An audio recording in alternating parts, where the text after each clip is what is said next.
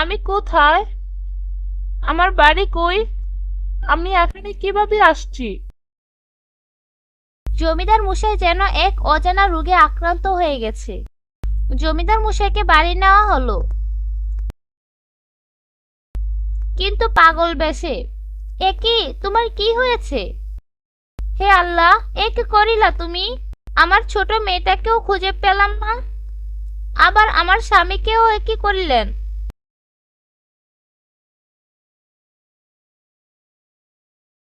জমিদার মশাইকে নিয়ে গেল এক সাধু বাবার কাছে। বাবা, দেখেন না আমার স্বামীর কি হয়েছে। আমি তোদের জন্যই অপেক্ষা করছি। আর কিছুদিন পর আসলে তোর স্বামীকে আর ফিরে পেতিস না। কেন সাধু বাবা, কি হয়েছে? তোর স্বামী অনেক পাপ করেছে। কি করেছে? তাহলে শোন, যখন তোর সন্তান তোর গর্ভে, তখন তোর স্বামী একটা মেয়েকে পছন্দ করত। একদিন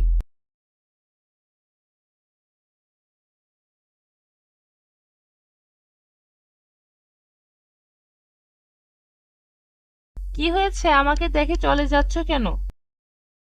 দেখেন জমিদার মশাই, আপনি আমার বাপের মতো।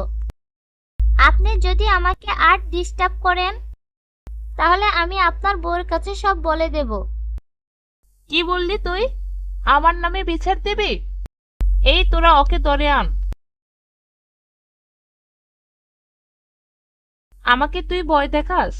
এখনো সময় আছে, আমার কথায় রাজি হয়ে যা। আমি যদি মরেও যাই, তাহলে আপনার কথা রাজি হব না। তাহলে মরেই যা, ওকে জিন্দা কবর দিয়ে দে। আপনার স্ত্রীও তো গর্ভবতী, আজ আমাকে মেরে ফেলে আমার মা বাবাকে যেই কষ্ট দিবেন, আমি অভিশাপ দিচ্ছি, সেই কষ্ট আপনার যেই সন্তান দুনিয়ায় আসবে, আমার মা বাবা আমাকে ছাড়া যতটা কষ্ট পাবে, ঠিক ততটা কষ্ট তুই পাবি। এবার বুঝতে পারলি তো? কিন্তু সাধু বাবা, আমার মেয়েকে কোথায় খুঁজে পাবো? তোর মেয়েকে সেদিনই খুঁজে পাবি, যেদিন ওই আত্মা তোদের ক্ষমা করে দিবে। এখন আমি কি করব? আমি সেই আত্মাকে ডেকে আনছি।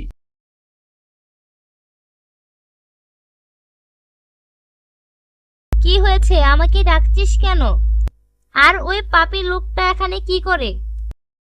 ও আমার জীবনটা কি শেষ করে দিয়েছে। ওর জন্য আমার বাবা মা কত কষ্ট পেয়েছে। দেখো সামা, ওকে ক্ষমা করে দাও। না, ওর কোনো ক্ষমা নেই। ও আমাকে অনেক কষ্ট দিয়েছে।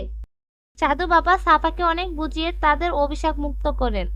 আচ্ছা সাধু বাবা, আমি চাই না আমার জন্য কারো বাবা মার থেকে তার সন্তান আলাদা থাকুক।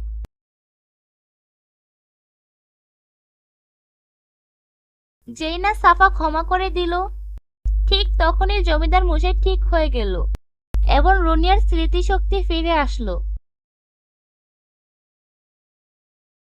যখনই জমিদার মশাই বাড়িতে আসলো, তখনই রুনিয়া ও তার নতুন মা ও ভাই তাদের বাড়িতে আসলো। মা, মা! রুনিয়া, মা, তুই এতদিন কোথায় ছিলি? আমি এতদিন আমার নতুন মা ও ভাইয়ের কাছে ছিলাম। এরা অনেক ভালো মানুষ মা। আপনাদের অনেক ধন্যবাদ, আমার মেয়েটাকে আগলিয়ে রেখেছেন। আজ থেকে তোমরা এই বাড়িতে থাকবে আমাদের সাথে। এভাবে একসাথে দিন কেটে যায় তাদের সকলের।